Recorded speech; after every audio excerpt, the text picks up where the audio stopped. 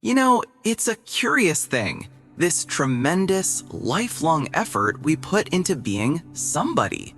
We are all engaged in this frantic and, frankly, exhausting enterprise. From the moment we are small, we are told that we must become somebody. You must be a good child. You must be a successful student. You must be a productive member of society. And so we begin, very early on, this extraordinary project of building a me. We polish this statue of me, decorating it with achievements, with opinions, with credentials, with possessions. We define it by its relationships. I am a husband. I am a wife. I am a parent. I am a boss. We define it by its beliefs. I am a Christian. I am a Buddhist. I am an atheist. I am a Democrat. And we guard this statue with our lives. We are terrified that someone will come along and see a crack in it. We are terrified that someone will tap on it and discover that it's hollow. And the great secret, the joke of it all, is that it is hollow. It's supposed to be. And this isn't a terrible, dreadful secret. It is, in fact, the most profound relief. You see, what is this somebody you are trying so desperately to be? Think about it.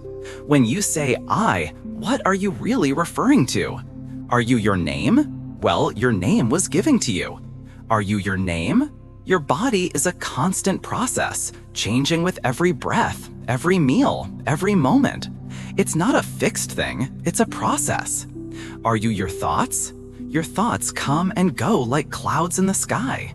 You don't control them any more than you control the weather. Are you your memories? Your memories are echoes, impressions, and they are notoriously unreliable. So this somebody, this ego, this me that you carry around, what is it? It is a construction. It's a social convention. It's a role you have learned to play. It's a habit of thought. And we have become so identified with this habit, so hypnotized by our own performance, that we have forgotten it is a performance.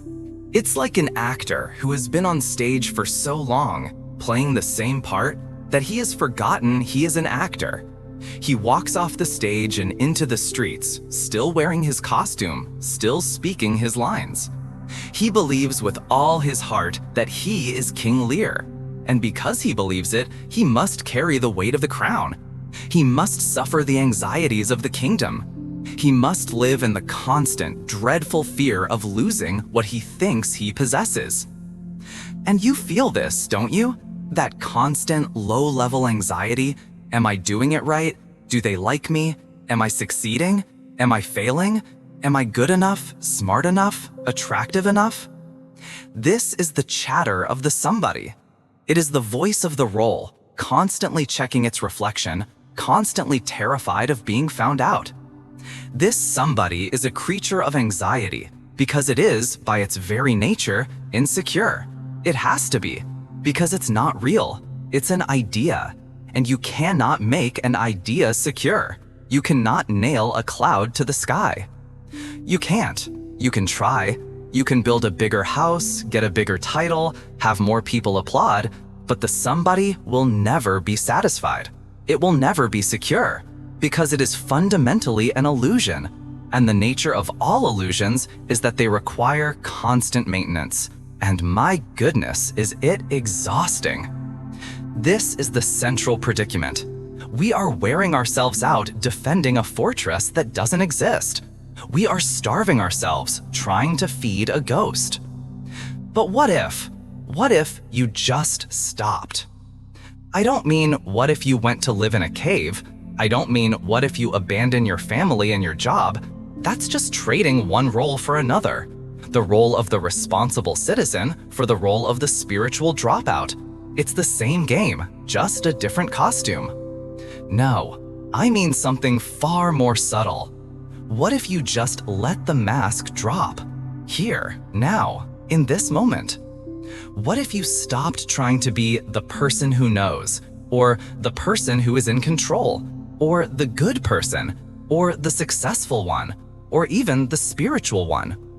What happens if you just stop, holding it all together? Do you vanish? Do you evaporate? Does the world end? You discover something astonishing. You discover that what remains when you stop pretending to be somebody is, well, it's everything. What remains is the simple, direct, undeniable experience of being. The feeling of the breath moving in and out of your lungs, the sound of the traffic outside the window, the light in the room, the subtle sensation of the floor beneath your feet. You discover that you are not the role you are playing. You are the space in which the role is played. You are not the thoughts. You are the vast, silent awareness in which the thoughts appear and dissolve. You are not the anxiety. You are the stillness that perceives the anxiety. And in this discovery, there is the most profound relief. It's the relief of the actor finally taking off the heavy costume and the hot wig at the end of a long performance. It's the relief of, I don't have to be that anymore. The relief of realizing that you were never the somebody you thought you were. You BREATHIN, the life that was living that somebody. This isn't an idea. This isn't a belief. This is a direct experience. The somebody is a thought. But your being, your awareness, that is not a thought. That is the ground of all experience. You see, the anxiety of being somebody comes from the fact that it's a full-time job, and you are the only employee, and you are also the boss and the quality inspector, and you're working 24 hours a day. The somebody never gets a vacation. Even when you go on vacation, the somebody is right there, asking, am I relaxing correctly? Is this a good enough vacation? Am I posting the right pictures? But the ocean doesn't try to be a good ocean. It just oceans. The stars don't worry about whether they are successful stars. They just shine. The birds don't wake up in the morning with a 5-year plan for becoming a better bird. They just sing. And in the same way, you are not a person who has to learn how to be. You are the being. You are the fundamental life of the universe, expressing itself as this particular pattern in this particular moment. The problem is, we have mistaken the pattern for the self. We have looked at one tiny, beautiful, swirling eddy in the river, and we've said, that's me, and I must protect this eddy. I must make sure this eddy is the best eddy. And we fight the current, and we get terrified of other eddies, and we're frightened of the river itself, all the while forgetting that we are the river. The eddy is just the beautiful, temporary dance that the river is doing. So when you see this, when you really truly see this, the whole game of becoming somebody begins to look, well, a little absurd. It's a game you can play if you enjoy it, but you don't have to. You are not a victim of your own biography. You can play the role. You can play the role of a father, a mother, an engineer, an artist. It's a marvelous play. But you play it lightly. You play it with a wink. You know it's a game, and you no longer suffer from it.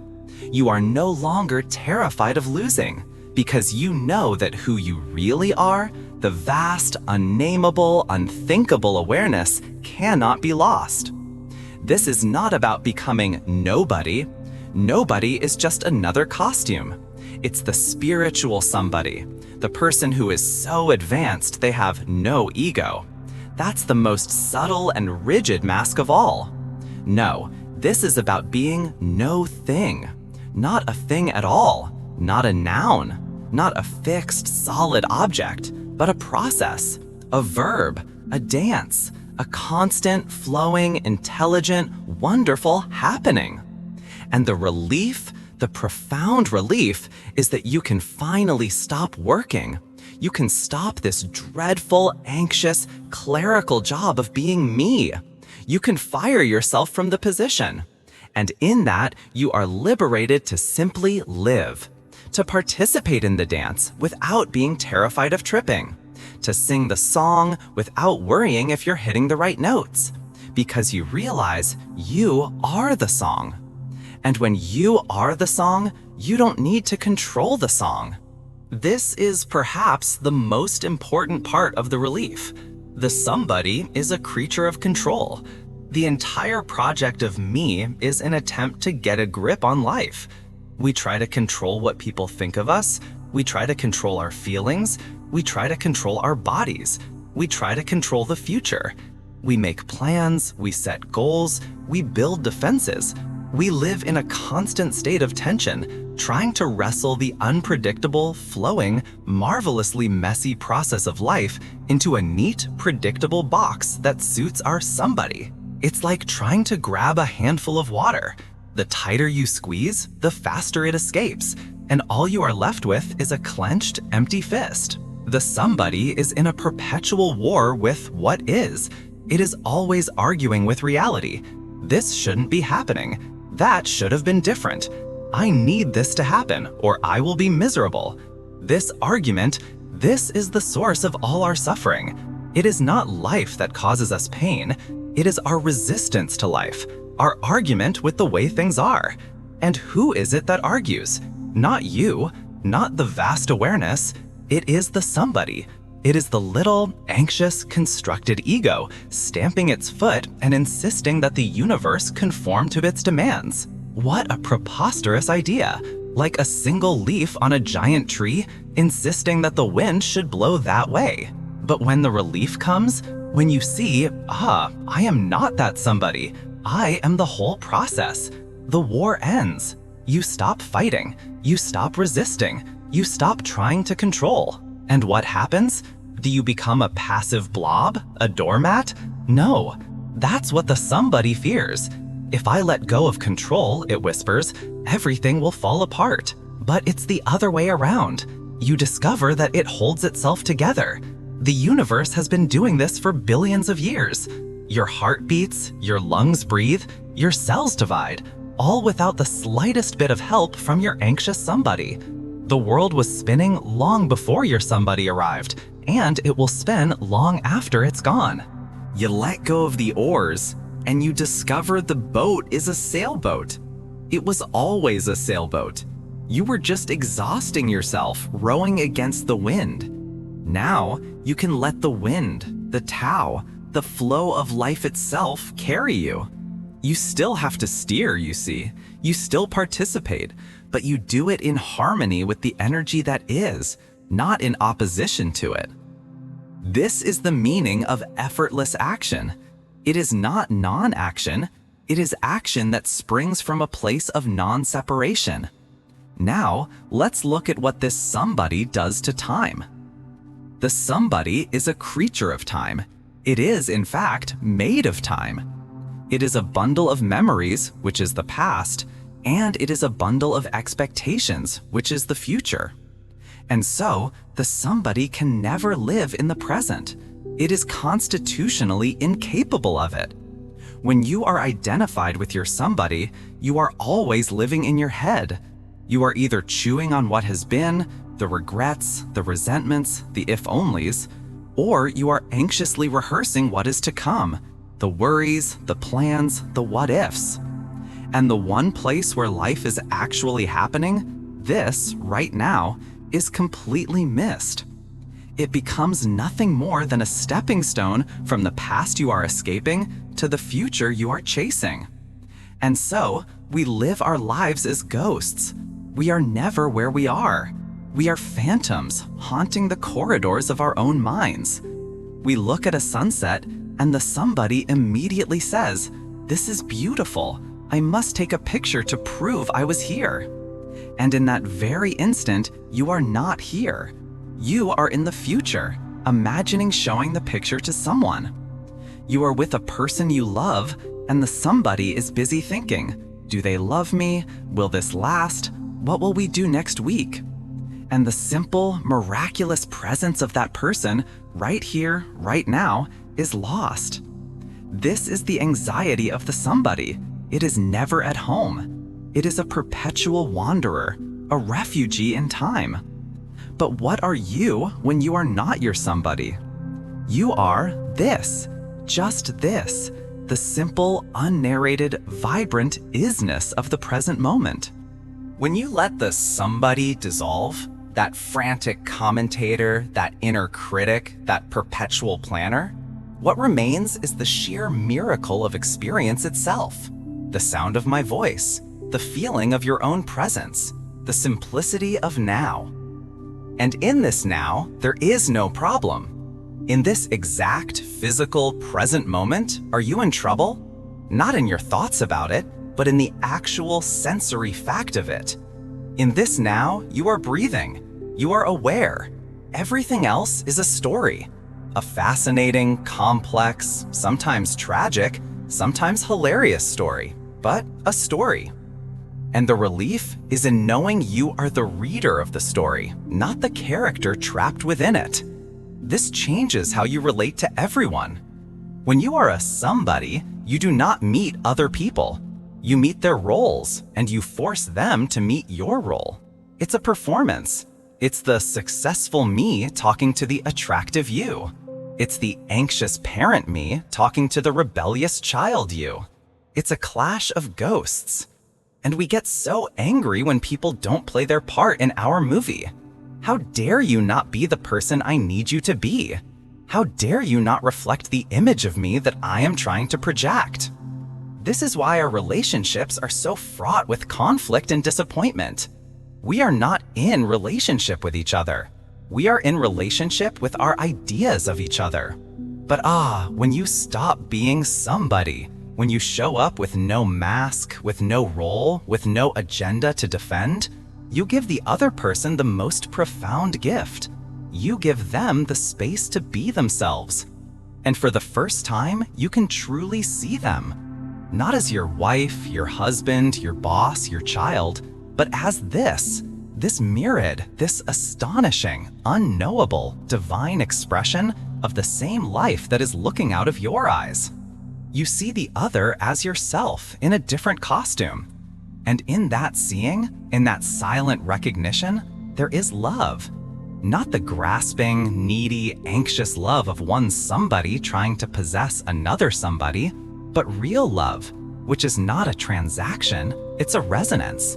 It is the simple, profound, and peaceful appreciation of the dance of life in another form. You no longer need anything from them.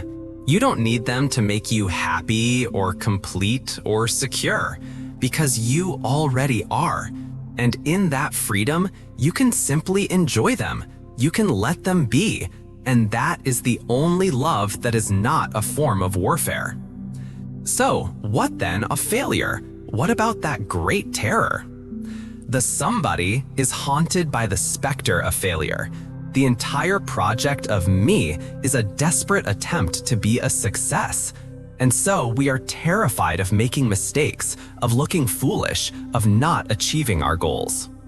But what is failure when you are no longer a somebody? If you are the river, can an eddy fail? The eddy can swirl fast, or it can swirl slow. It can be clear, or it can be muddy, but it cannot fail at being an eddy. It is simply the river doing what it does. When you are no longer identified with the fixed idea of me, the concept of failure becomes meaningless. It's like a cloud failing at being a cloud. It's preposterous. You see, failure and success are not facts. They are interpretations. They are judgments. They are the labels the somebody sticks on to the flow of life, like a child putting good and bad stickers on the waves of the ocean. The waves are not good or bad, they just are. And when you see this, you are liberated to act. You are free to play. You are free to try things, to experiment, to create, without this dreadful, paralyzing fear of what if it doesn't work out? Of course it will work out. It will always work out, in the sense that something will happen. It may not be what your somebody planned, but the universe's plan is always far more interesting than your somebody's. You see, the somebody lives in a very small, walled-in garden of what should be. But life, real life, is the vast, wild, unpredictable forest. And the relief is in finally stepping out of the tiny, manicured, anxious garden and realizing that you are the forest. You are all of it. The dark places, the light places, the messy places, the beautiful places. And this, you see, brings us to the final fear, the final wall that the somebody builds, the fear of death. The somebody, because it is an idea, because it is a construction, is terrified of its own dissolution. It knows deep down that it is not permanent, and so it lives in the shadow of this terror. It tries to build monuments to itself. It tries to be remembered. It tries in every possible way to deny the simple, obvious, beautiful fact that everything changes, that all forms dissolve. But what are you? Are you the form? Are you the temporary pattern? Or are you the life that is patterning? Let me ask you, where were you before you were born? Were you in trouble? Were you anxious? No. You were, quite simply, the universe. You were the energy of it all. And then, poof, the universe decided to experience itself as this, as you. It's a marvelous sensation, isn't it? And when this form dissolves, when this particular dance is over, where will you go?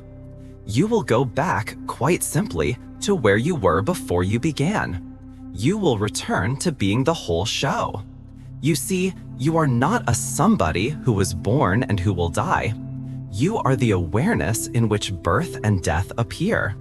You are the ocean in which this wave, which you call me, arises and then subsides. And does the ocean fear the dissolving of a wave? Does it mourn? No. The wave is the ocean. Its dissolving is not an end. It is a returning. It is the water remembering itself. This is the ultimate relief, the final, profound, unshakable peace. You don't have to do anything to get it. You don't have to achieve it. You don't have to earn it. You cannot earn what you already are. All you have to do is stop pretending to be what you are not. Just let go. Let go of the somebody. Let go of the anxious, striving, controlling, fearful little me that you have worked so hard to maintain. You don't have to kill it. You don't have to fight it. You just stop believing in it so terribly much. You see it for what it is, a costume, a role, a wonderful, temporary, marvelous mask. And you can smile at it. You can say, ah, yes, that's my somebody. Isn't it fascinating? Look at it worry. Look at it plan. But you are not it. You are the stillness behind the chatter. You are the space in which the play unfolds. You are the deep, silent, unmoving awareness that is looking out of your own eyes right now. And when you rest in that, when you come home to that, the relief is profound. The work is over. The struggle has ended. You don't have to be somebody anymore. You are at last free, free to just be, free to be the dance.